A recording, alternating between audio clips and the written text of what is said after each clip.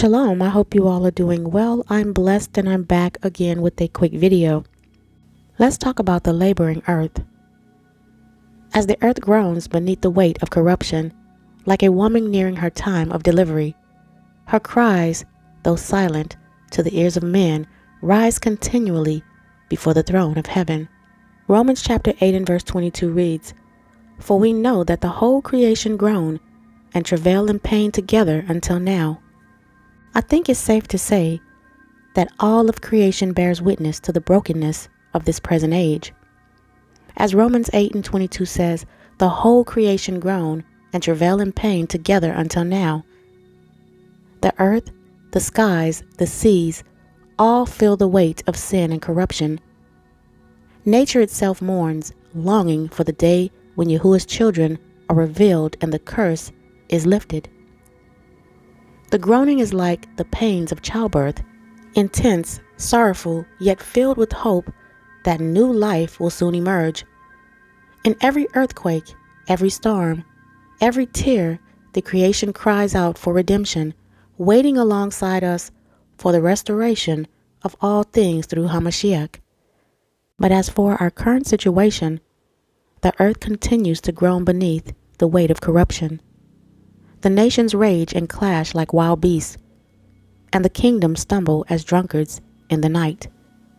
Trade wars and tariffs build walls between neighbors. Rumors of wars grow louder than songs of peace. Matthew chapter 24 and verse 7 says, "For nation shall rise against nation and kingdom against kingdom, and there shall be famines and pestilences and earthquakes in diverse places." These words of the Messiah warn us of the signs that would mark the last days. He said nation shall rise against nation and kingdom against kingdom.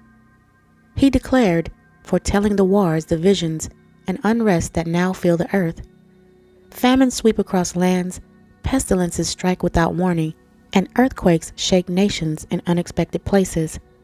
These are not random events. These are labor pains, signaling the nearing of YAH'S judgment and the return of his reign. Every shaking of the earth, every cry of hunger, every conflict between people cries out that the end of this age is drawing close, and the true kingdom is at hand. The fields mourn for lack of rain, and the rivers dry up as the sun scorches the land without pity. Merchants wail as their riches turn to dust, their gold and silver corrode, bearing witness against them. James chapter 5 verses 2 and 3 reads, "Your riches are corrupted, and your garments are moth-eaten. Your gold and silver is cankered, and the rust of them shall be a witness against you, and shall eat your flesh as it were fire. You have heaped treasure together for the last days." The wealth of this world is crumbling before our eyes. James chapter 5 verses 2 through 3 warns, "All the treasures that men chase, riches, luxury, fame, are decaying even as they cling to them. Their corrupted wealth will not save them. Instead, it will rise up as a witness against them in the day of judgment. The moth-eaten garments and the rusted gold testify that their trust was in the things of this world rather than in Yah. It is a sobering reminder that everything not built on righteousness will perish. Still the earth labors on, trembling at every contraction, shaking kingdoms from their proud heights. Towers built by men's hands topple like stalks of wheat before the harvest. Isaiah 2 and 17 reads, "And the loftiness of man shall be bowed down, and the haughtiness of men shall be made low, and Yahuwah alone shall be exalted in that day." The pride of man will not stand in the day of Yahuwah's judgment. All the arrogance, self-glory, and rebellion of mankind will be crushed under the weight of his majesty. The kingdoms of men, their towers of wealth, and their boast of power will fall silent. Only Yahuwah, the eternal, righteous King, will be lifted high. In that day no flesh will glory in his presence, and all creation will know that he alone is Elohim. The old kingdoms, like the Babylon of old, boast of their strength and beauty, but their judgment comes swiftly. and none shall stand to deliver them. Revelations 18:2 reads, And he cried mightily with a strong voice, saying, Babylon the great is fallen, and is become the habitation of devils, and the hold of every foul spirit, and a cage of every unclean and hateful bird. So this refers to the fall of Babylon the Great, a symbol of a corrupt, idolatrous, and oppressive system. In Revelations 18:2, Babylon's downfall is proclaimed twice. It says, is falling, expressing the completeness of its destruction. The reference to it becoming the habitation of devils suggests that it has become a place of utter desolation and spiritual corruption where evil forces and demonic influences now dwell. At the height of her travail, when her cries pierce the heavens, the Son of Man will be revealed, coming with the clouds in glory and in power. His appearing will be sudden, like lightning flashing from the east and even unto the west. And the wheat, those who endured the labor with faith, shall be gathered into his barn, but the tares, those who love this dying world, shall be cast into unquenchable fire.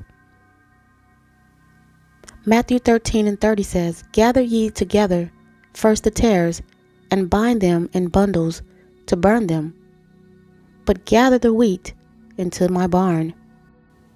There is a crying rising from the earth, deep aching and unseen by the eyes of men.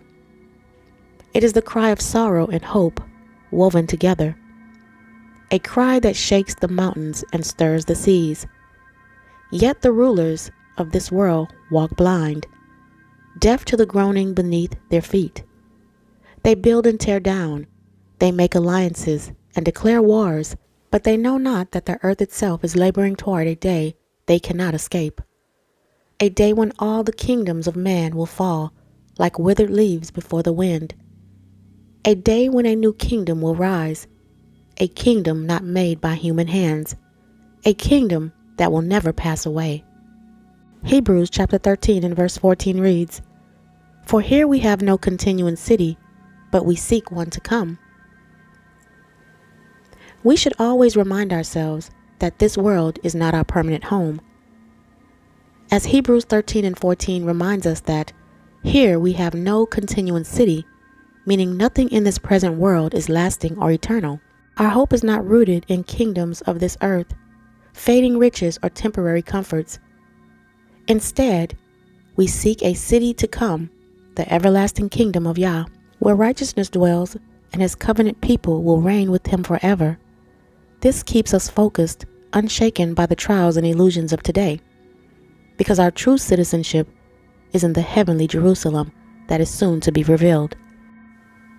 The earth's current labor pains will soon end, and a new heavens and a new earth shall be brought forth, where sorrow and sighing flee away, and righteousness shall dwell forever. Isaiah 65 and 17 says, For behold, I create new heavens and a new earth, and the former shall not be remembered, nor come into mind. Blessed are those who watch and pray through the night of sorrow, who keep oil in their lamps, and who endure until the end, for their redemption draws near. Matthew 24 and 13 says, But he that shall endure unto the end, the same shall be saved. This concludes my message, family.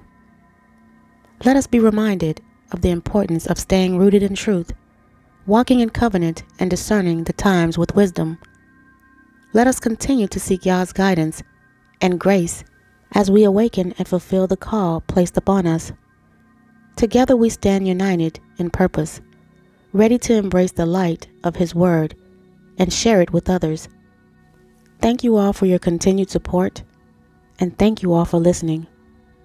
May Yahuwah bless all deserving and keep you all safe in this dark hour. And until my next video, family, Shalom.